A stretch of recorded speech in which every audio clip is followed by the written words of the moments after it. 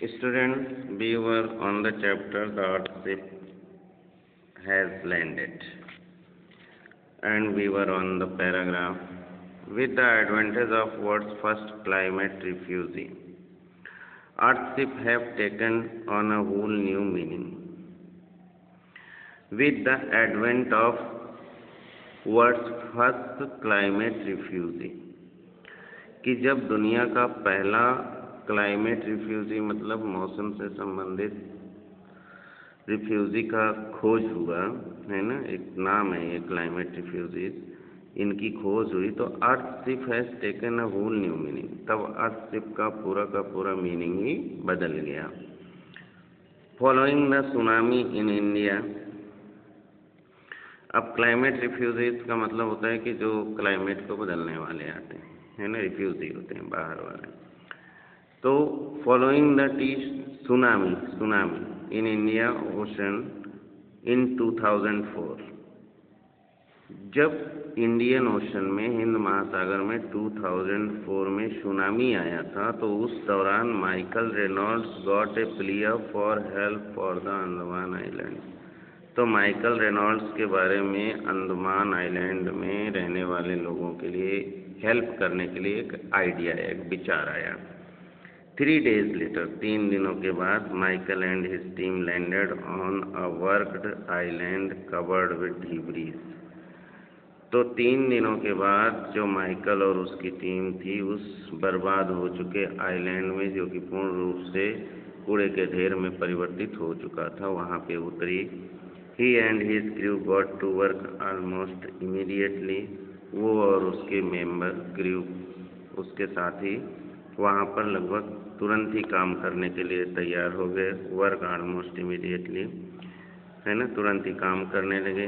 It was the perfect place to build earthship, और ये सबसे उचित स्थान था जहाँ पर अर्थशिप बनाया जाता।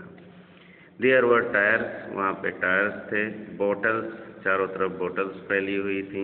Soon the entire island was part of a crew, और जल्दी ही पूरा का पूरा अंडमान जो है उनके सदस्यों का एक हिस्सा हो गया, यानी उनके सदस्य चारों तरफ फैल गए। मोर रिसेंटली, और जल्दी ही, Michael Reynold was in Haiti after the earthquake in 2010, और जल्दी ही माइकल रेनॉल्ड हैती में जो अर्थक्वेक आया वहाँ पे पहुँचे, जो कि 2010 में आया था अर्थक्वेक, यानी भूकंप। Showing people how they could build low cost disaster resilient houses. लोगों को ये बताया कि कैसे वो डिसास्टर रेसिलियंट हाउसेस को कम कीमत में बना सकते हैं। अब ये डिसास्टर रेसिलियंट हाउसेस वो होते हैं कि ऐसे हाउसेस जो आपदाओं को आसानी से सह सकें और उस वक्त किसी को नुकसान ना करें। The rubble from the quake was good up to provide flooring and walls. Okay, the rubble from the quake, जो क्वेक यानी भूकंप आता है उससे ग्राउंड अप टू, वो क्या है, उससे जो है खड़ा करने में, ground up provide flooring and walls, उससे जो रबल था उससे उन्होंने क्या किया, फ्लोर और दीवालों को बनाया। Soon the United Nation organized contacted Reynold, और उसके बाद जल्दी ही यूनाइटेड नेशन ऑर्गेनाइजेशन यूएनओ ने रेनॉल्ड से संपर्क किया। To help with refugee camp around the world, कि जो संसार में तरह तरह के विस्थापित लोग हैं उनकी मदद करने के लिए। In Michael Reynolds onward, Michael Reynolds के अपने शब्दों में, there are too much going in this world in my opinion. इस दुनिया में जाने के लिए बहुत भी चीज़ें हैं, अभी बहुत कुछ संसार के लिए करना है मेरे हिसाब से।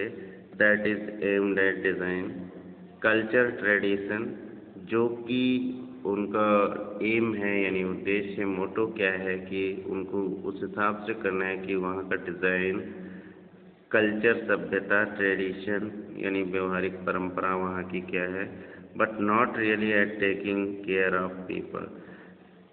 ओके, उतना ही नहीं करना है कि लोगों की देखभाल की जाए, बल्कि उनकी तरक्की के लिए भी, उनकी सभ्यता, उनके व्यवसाय की तरक्की के लिए भी कुछ करना है.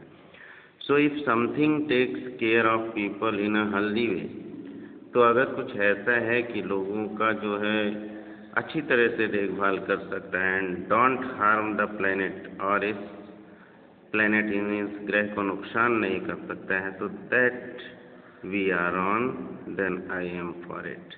तब हम लोग ऐसा करने के लिए तैयार हैं और हम ऐसा करेंगे. दैट्स